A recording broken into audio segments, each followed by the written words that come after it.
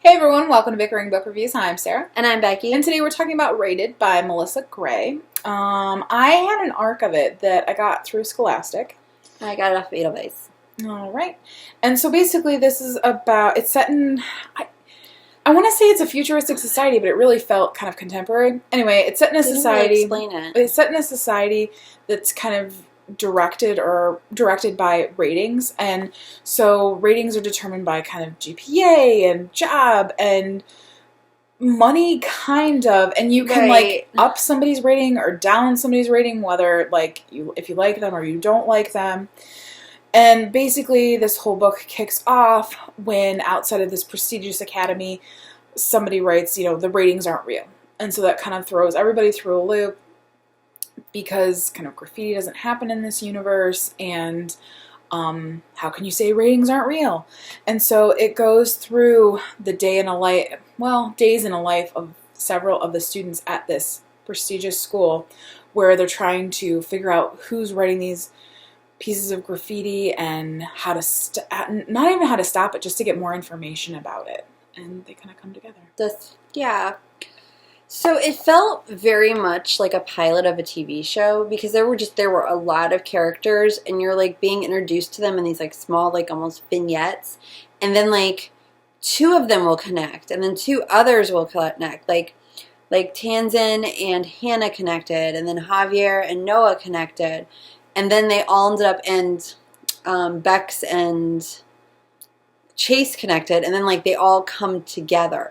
So it felt very much like I was watching a TV show, like pilot of a TV show. Yeah. But like on the WB, like it kind of felt like something I would have watched like when I was in middle school.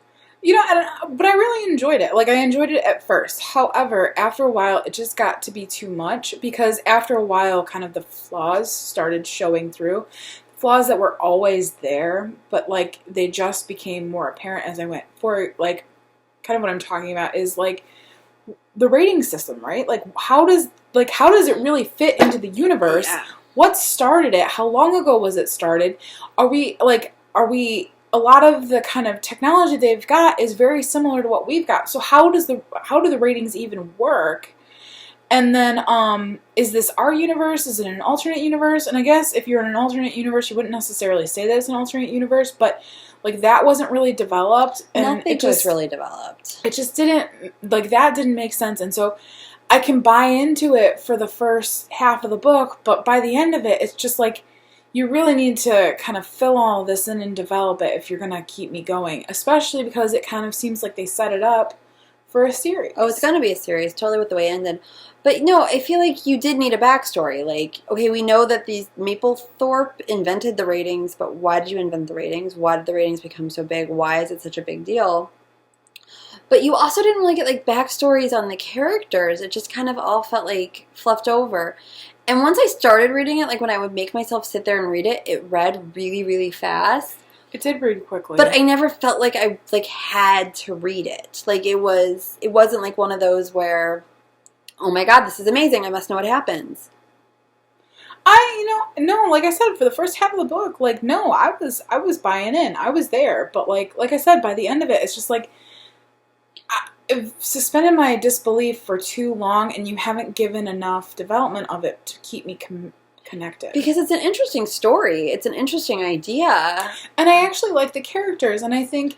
See, I didn't feel they were developed that much. I guess I like the concept of the characters. You know what I mean? To me, it does feel like a script where it was like, Hannah, wannabe Olympic athlete, eating disorder, Asian background. I mean, it's like, they all kind of... Bex, African-American, teen girl, overachiever, pushed by parents. I mean, it was very much those Breakfast Club, fill the categories.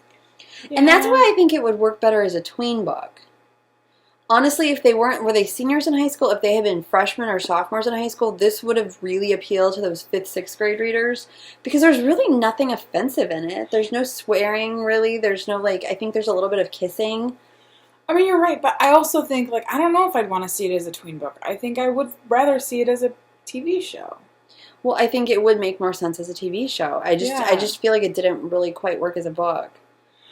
All right, I think we're kind of done. Yeah. So, our rating scale starts at 5 unicorns, goes down to 2 unicorns. If we don't like it, it's a horse and doesn't get a horn. Where are you?